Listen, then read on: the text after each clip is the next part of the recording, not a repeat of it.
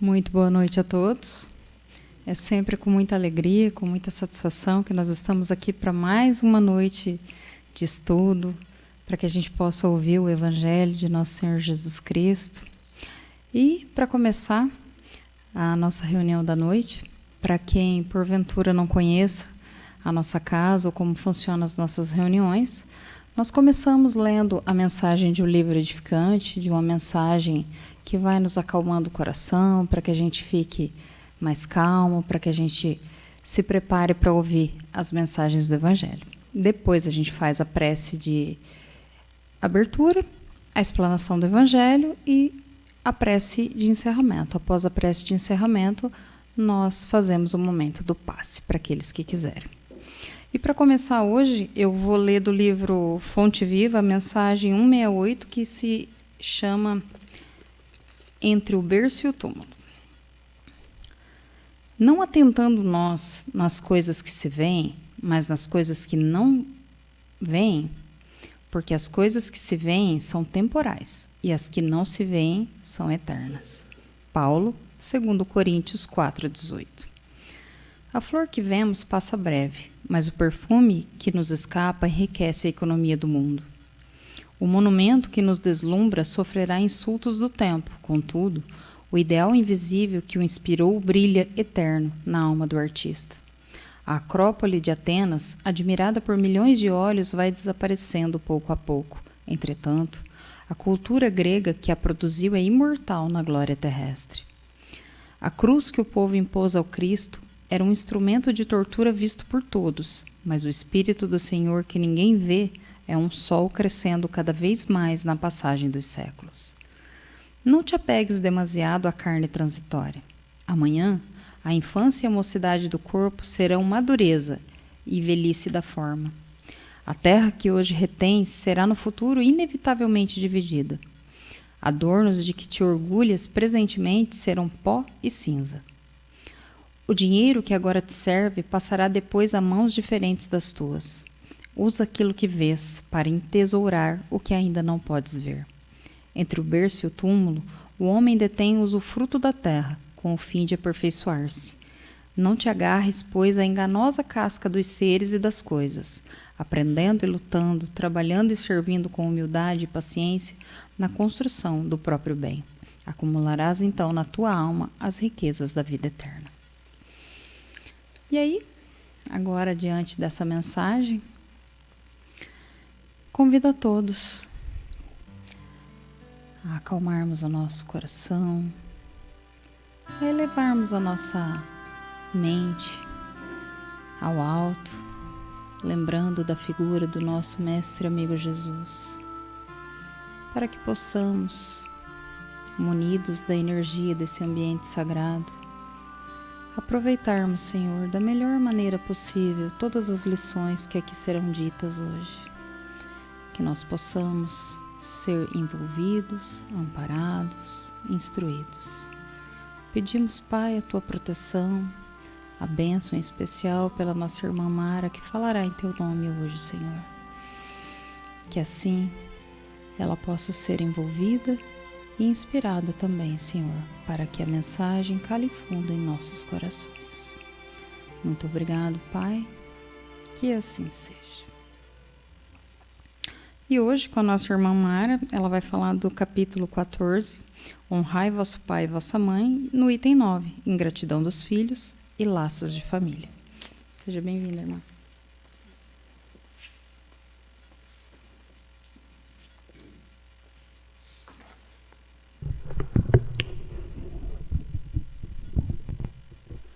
Boa noite, sejam bem-vindos os que estão pela primeira vez na casa, essa casa que sempre nos recebe com muito amor, essa casa que nos dá um aprendizado muito grande. E hoje nós vamos refletir acerca das instruções dos Espíritos. Hoje a gente encerra capítulo 14, conforme a irmã Patrícia falou, a ingratidão dos filhos e os laços de família. E o capítulo é Honrai o vosso pai e a vossa mãe. Quando nós pensamos em ingratidão, nos dá um aperto no coração, né? Porque nós sentimos o quanto é difícil quando a gente recebe, né? Quando passamos por essa questão de alguém ser ingrato conosco. E quando a gente também é ingrato com outra pessoa. Então, eu acredito que todos nós já fomos atravessados por essas questões de ser ingrato ou receber a ingratidão. Tá? E a ingratidão é a ausência do reconhecimento, da valorização. E a reflexão da mensagem de hoje fala da ingratidão dos filhos. E em vários literatura espírita, a gente ouve falar da importância da mãe como co-criadora junto com Deus. E como que deve ser difícil para um coração de mãe receber do filho essa não valorização, né? Essa ausência de reconhecimento.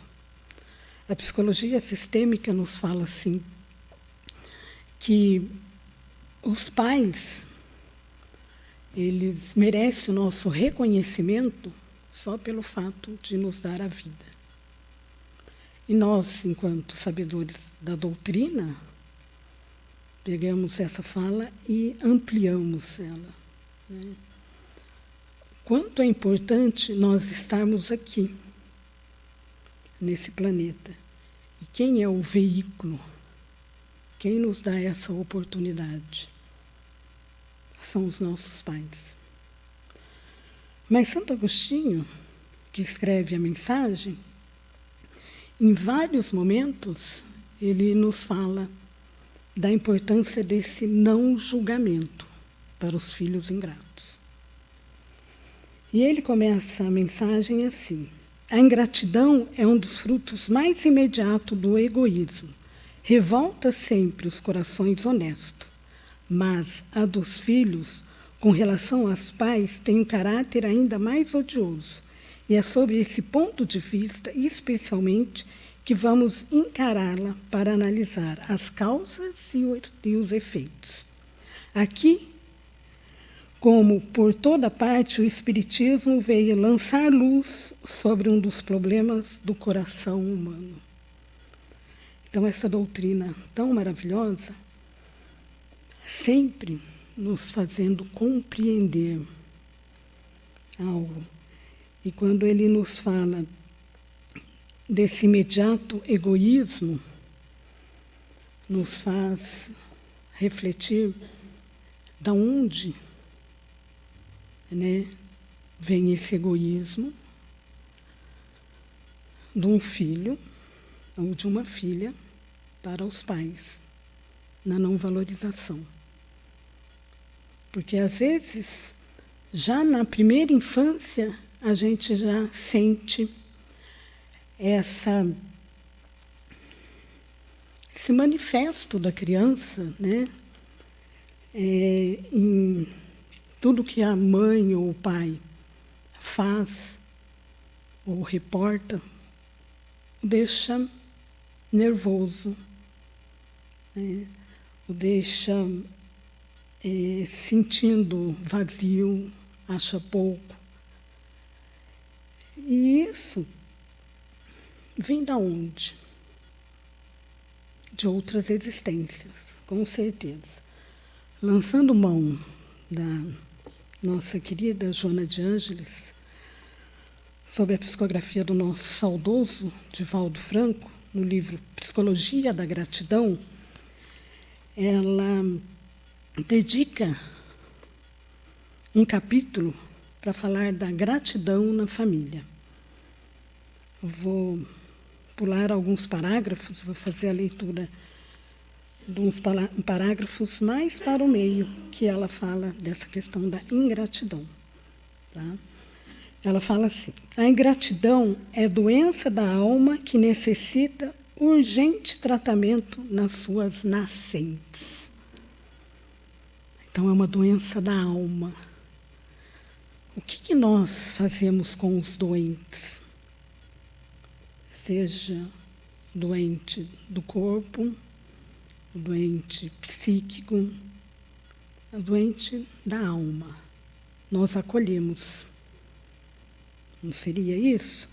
E Santo Agostinho nos fala no Evangelho, mais para o meio da mensagem, ele nos diz assim: não rejeiteis, pois, a criança de berço que repele a sua mãe, nem aquele que vos paga com ingratidão.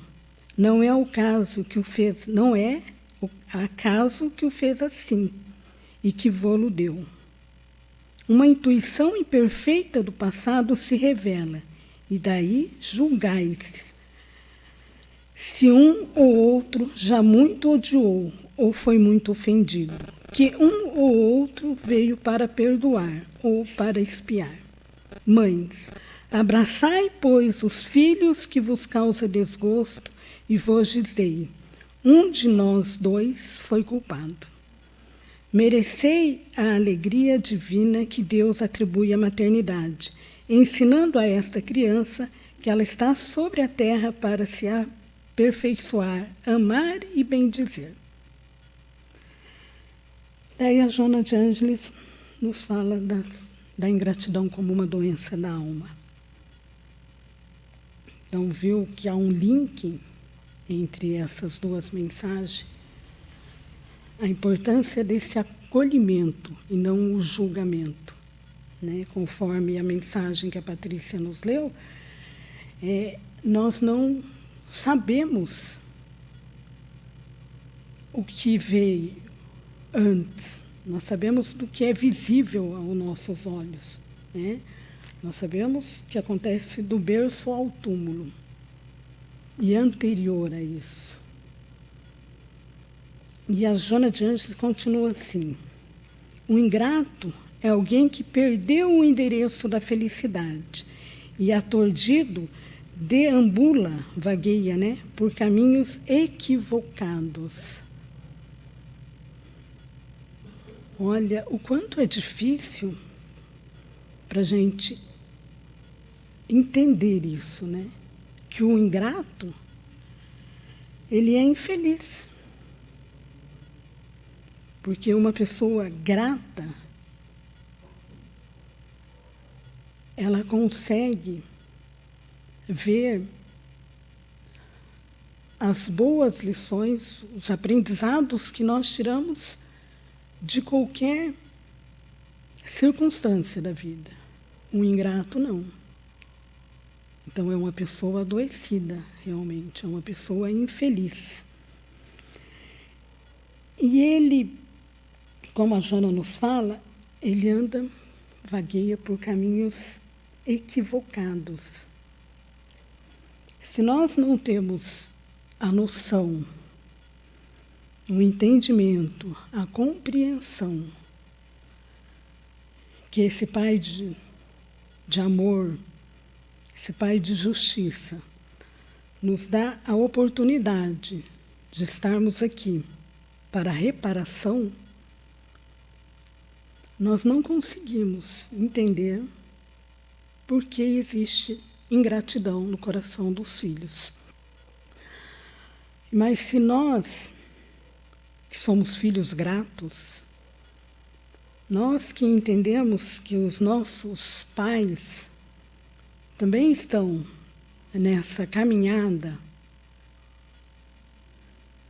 por um motivo de outras existências, nós conseguimos entender que esses filhos, em algum momento da vida,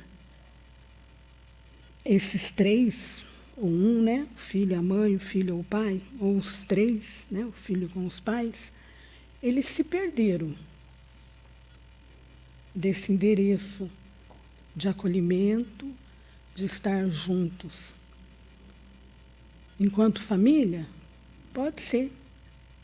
Ou enquanto amigos, enquanto colegas de trabalho, enquanto vizinho, enquanto sócios.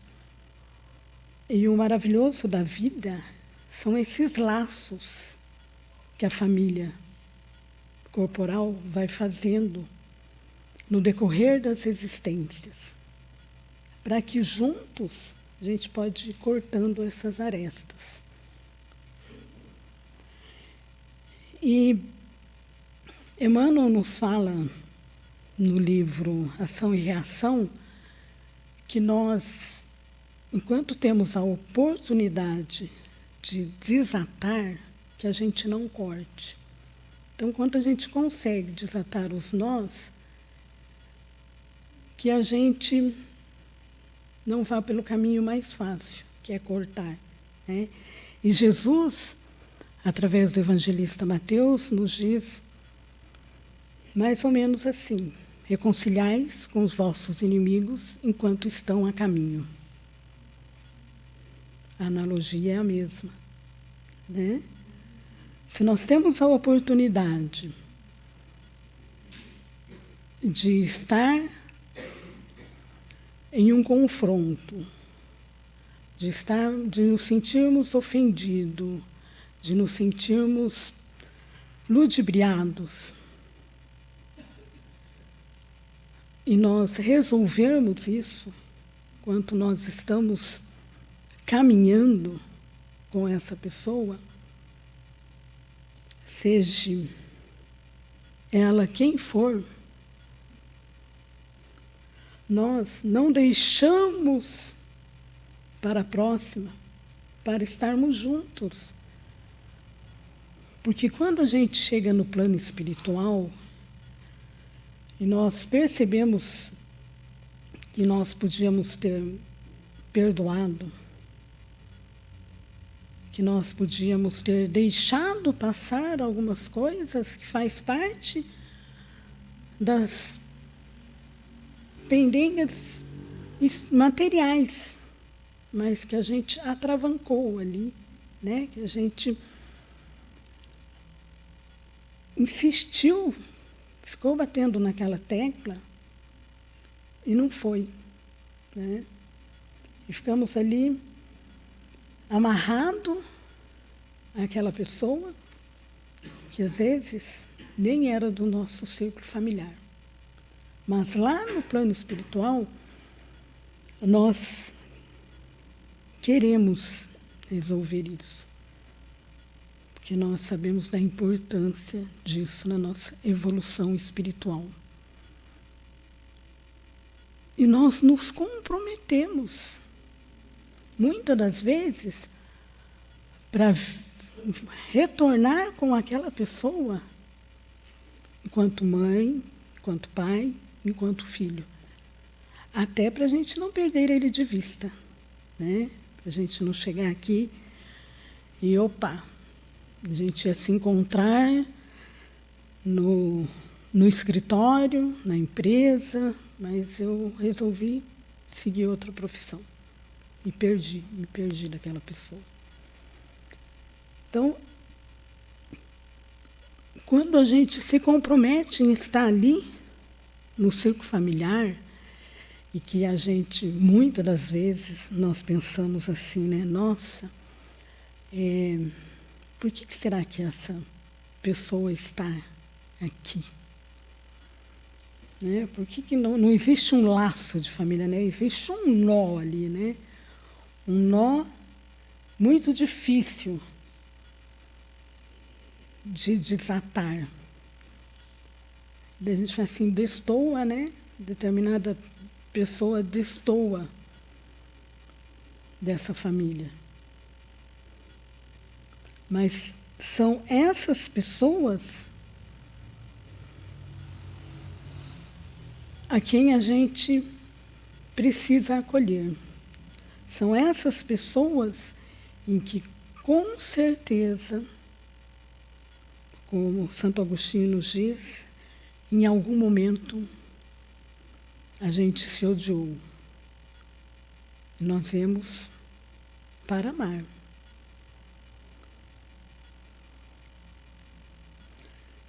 E quando nesse laço de família, enquanto nesse presente lindo, né, embrulhado em papel colorido, que é a família,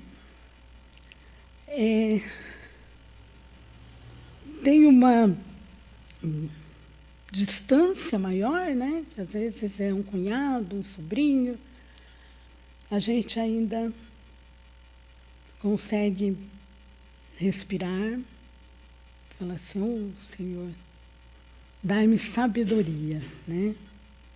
Como diz o meme, não dá paciência não, porque senão eu bato, né? Dai-me sabedoria.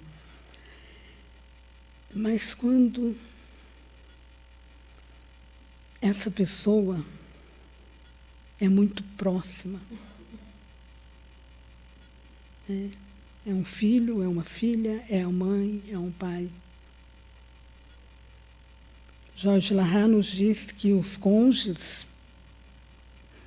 não são enfrentamentos, que os cônjuges são comprometimentos, que nós viemos para um auxiliar o outro.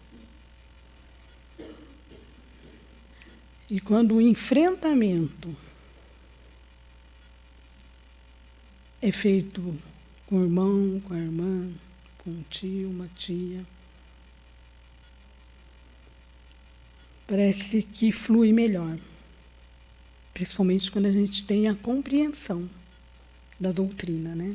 A gente fala assim, ó, estamos aqui, vamos resolver isso. Mas, para os pais que sente ali todos os dias a ingratidão daquele filho, daquela filha, e muitas das vezes esses pais fazem que não vê, né? Coloca esse véu do amor e vê como uma doença da alma.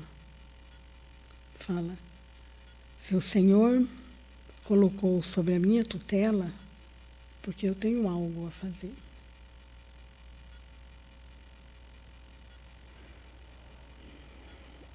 Chico Xavier nos conta uma história de um casal em que a mulher, ela sempre quis ter um filho. Desde a adolescência, ela pensava, vou casar e quero ser mãe.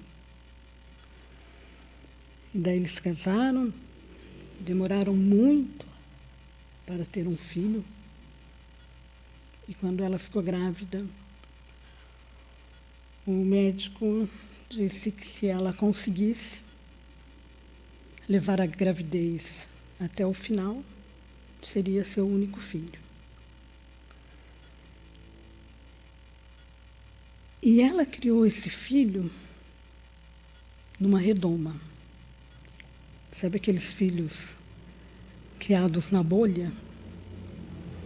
Que irrita todo mundo, menos a mãe, né? Que nos eventos de família, todo mundo quer ficar longe daquela criança. Aquele filho que a escola está sempre ali mandando o bilhetinho, mas a mãe, não, mas é coisa de criança, é assim mesmo. E foi passando a mão. Chegou a adolescência, ela perde esse marido. Perde, né? A gente costuma falar perde, né? E volta para o plano espiritual. Numa dor muito grande, porque ele e o filho tinham vários problemas de vínculos afetivos. porque a mãe tinha um comprometimento com essa responsabilidade afetiva, né? Uma palavra tão em voga nessa responsabilidade afetiva, em que a gente ama, mas nós também precisamos ensinar da disciplina. E nós sabemos que as amarguras da vida, as mágoas, elas diminuem a nossa vitalidade. E esse filho fica sem o pai na adolescência, com essa mãe iludida com a maternidade. E ele começa a dar todos os trabalhos, ou ela começa a enxergar quem realmente era aquele filho. Aquele filho que os parentes não podiam falar dele, que a escola não podia falar, que ela se sentia ofendida. E que ela sempre arrumava uma desculpa. Só que esse filho chega à juventude inconsequente. Aquele filho que acha que tudo pode. E começa a colocar em risco a vida dessa mãe. Porque ele, na rua, começa a conhecer tudo aquilo que a gente não quer para os nossos amores, para os nossos filhos, para os nossos sobrinhos, para os nossos netos. E que nós sabemos que para eles não estarem próximos a esses malefícios, eles precisam de disciplina, eles precisam de limite. Coisa que esse jovem não teve. Então, ela deixa ele na casa, muda para o outro lado da cidade, sem deixar esse endereço com ninguém. Mas com muito medo. O medo assaltava-lhe tanto a vida que ela dormia com uma arma debaixo do travesseiro. E uma noite, um ladrão invade a casa. E ela tira a arma debaixo do travesseiro. Na penumbra, ela consegue identificar o filho. Mas ele foi mais rápido que ela. Toma essa arma e tira-lhe a vida.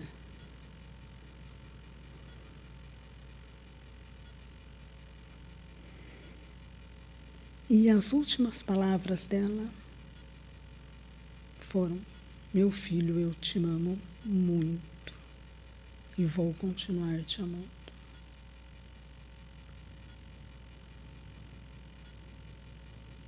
Vocês conseguem imaginar como que essa mãe chega no plano espiritual? O quanto devotamento ela ainda tem por esse filho? Quanta preocupação de saber que ele ficou no plano material com toda a fragilidade. Porque ele era um doente. Um doente da alma.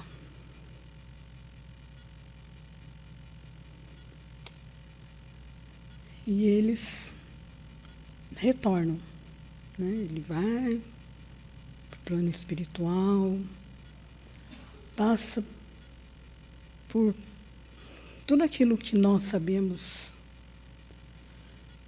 que os espíritos, quando se perdem, na escuridão passa.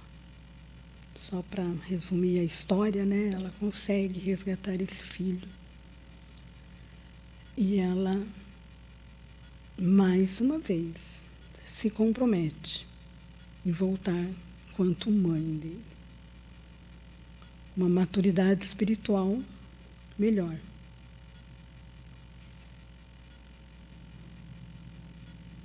Isso é só para ilustrar o quanto, às vezes, a gente não consegue mensurar por que a espiritualidade nos pede o não julgamento. Por que um espírito de grande escola como Joana de Ângeles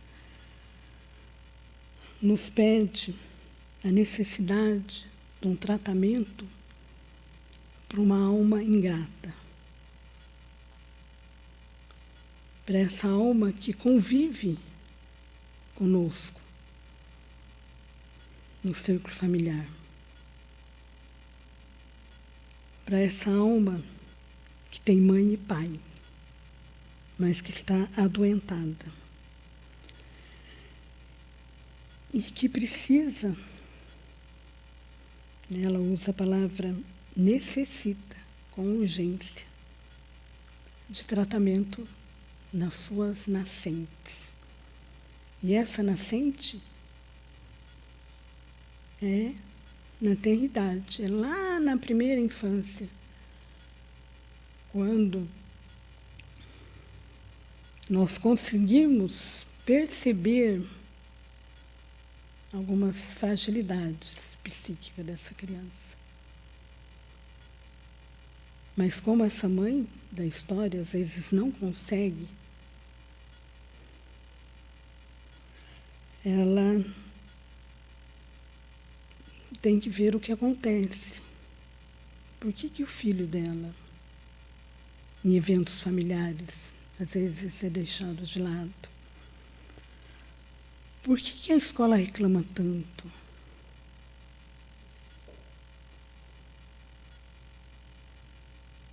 Porque já são almas com comprometimento.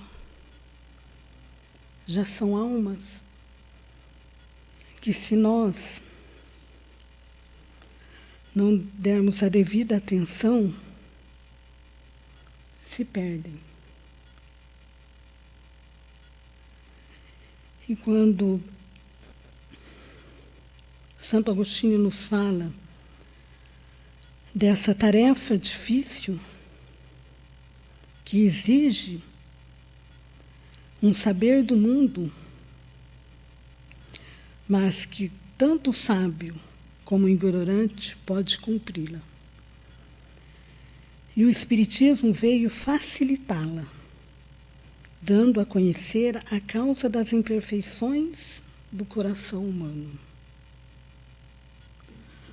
Quando ele nos alerta que desde o berço a criança pode manifestar esse instinto mal, da mesma forma que manifesta o bom.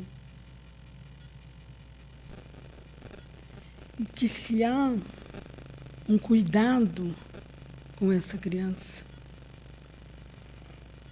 e nós sabemos da importância da evangelização infantil, da importância do evangelho no lar, com essa criança ali do lado, às vezes fazendo birra, às vezes não deixando concluir esse evangelho, mas é muito importante que esse evangelho prossiga, que ele seja feito especialmente para essa alma. Talvez de uma forma diferenciada, né? Um livro infantil que chame a atenção, com um desenho espírita, mas é necessário que esse tratamento seja lá no início da primeira infância. Às vezes, precisa-se de um profissional que auxilie, ou mais de um profissional que auxilie, mas jamais negligenciar a importância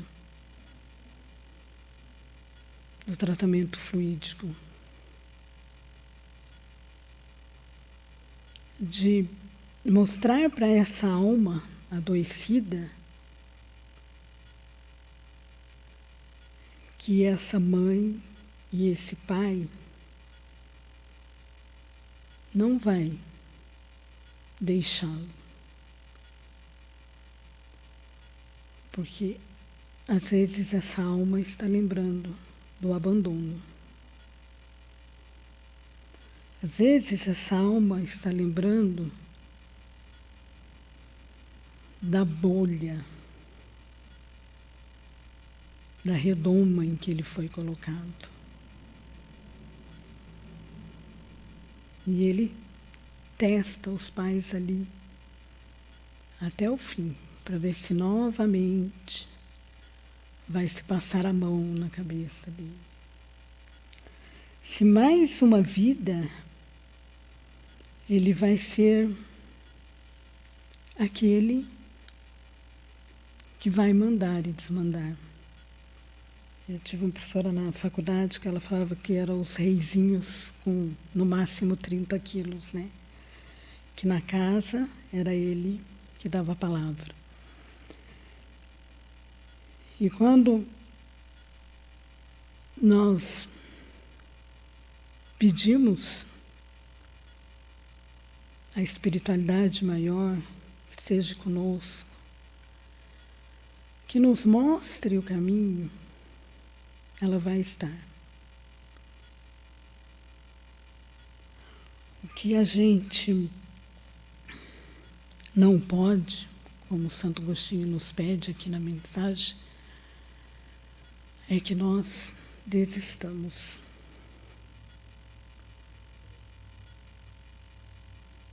É que nós deixamos para a próxima. Porque enquanto não for pago o último cêntimo, nós precisaremos retornar e retornar e retornar.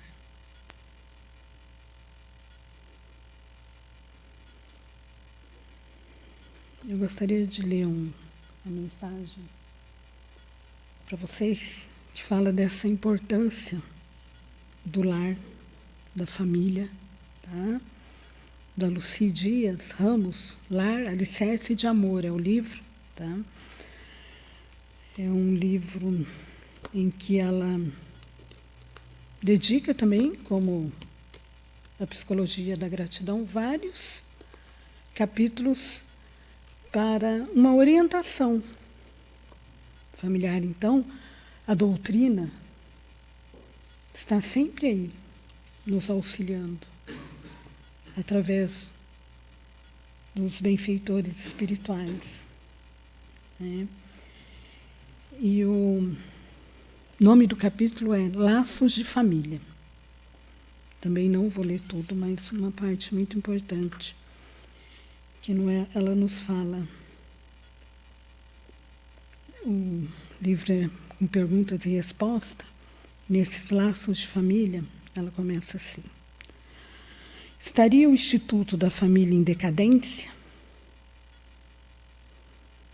As crises sem precedentes, com reflexos profundos na sociedade, particularmente na estrutura familiar, marcam o rompimento dos laços de família? Daí a resposta é: Analisando essas questões na visão espírita, cheguei à conclusão de que a família jamais deixará de ser a base da sociedade, mesmo que sofra modificações e adaptações aos avanços sociais. Entretanto, deverá ser norteadas por regras morais que serão inerentes a cada grupo familiar e à cultura de cada povo. Se buscarmos na história das civilizações a evolução da sociedade e das famílias, encontraremos a decadência dos conceitos rígidos e hipócritas que norteiam os relacionamentos no grupo familiar, com pais ditadores, filhos ingratos, mães e filhas sendo tratadas como objetos, filhos relegados ao plano inferior, dando lugar ao respeito mútuo, à liberdade e à responsabilidade de todos ante os deveres do lar. Surgiu uma nova ética, mas bem estruturada, nos valores reais que todos os seres vão adquirindo na linha do progresso espiritual.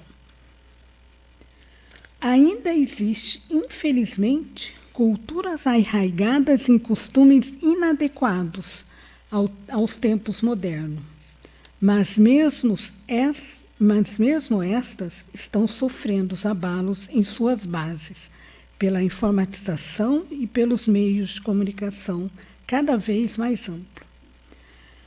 A constituição do núcleo familiar está ligado ao processo de crescimento moral do ser humano, assim como os liames sociais induzem ao progresso. Os laços de família respondem pela base da sociedade, funcionando como uma estrutura que dá respaldo às leis sociais. Por ser a lei do progresso uma lei natural, acreditamos que a família vencerá a crise moral e que se abate sobre os costumes e comportamento dos seres humanos e sairá bem mais forte, bem mais estruturada, com definições mais amplas dos direitos e deveres de cada membro do grupo familiar. Então eu quero encerrar o Evangelho de hoje com essa mensagem e que possamos ter como norte as palavras de Santo Agostinho, de Joana de Ângeles, da Lucy Dias, e que possamos nos fortalecer enquanto núcleo familiar para que a nossa sociedade se fortaleça no amor ao próximo e principalmente nos não julgamentos. Que possamos, a partir de hoje, quando encontrarmos filhos ingratos, olharmos para eles e os acolhermos como almas doentes. Uma boa semana a todos, que Jesus nos abençoe.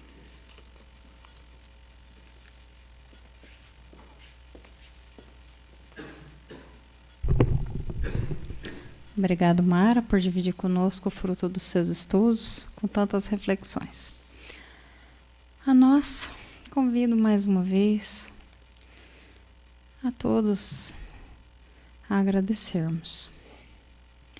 Agradecermos a bendita oportunidade de ouvir palavras inspiradas, reflexões tão caras e tão importantes aos nossos corações, para que no momento de testemunho, para que no momento de dar de cara com a ingratidão, de sermos ingratos, que possamos no instante seguinte entender que tudo isso faz parte de um plano maior para que possamos evoluir moralmente todos os dias, para que em sociedade sejamos aquela mudança que queremos.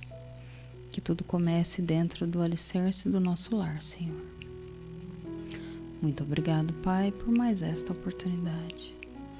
Pedintes que somos, mais uma vez te rogamos, Senhor, para que nos leve em segurança aos nossos lares e que, se for da sua vontade, que possamos na próxima semana estar aqui mais uma vez para se beneficiar desse ambiente. Que assim seja. Muito bem, assim encerramos a nossa reunião. Passaremos agora ao momento dos passes, lembrando que o passe é uma transmissão de energia, que aqueles que se sentirem bem e não tiverem necessidade, mas que aqueles que quiserem é só aguardar em seus lugares que serão convidados. Muito boa noite a todos.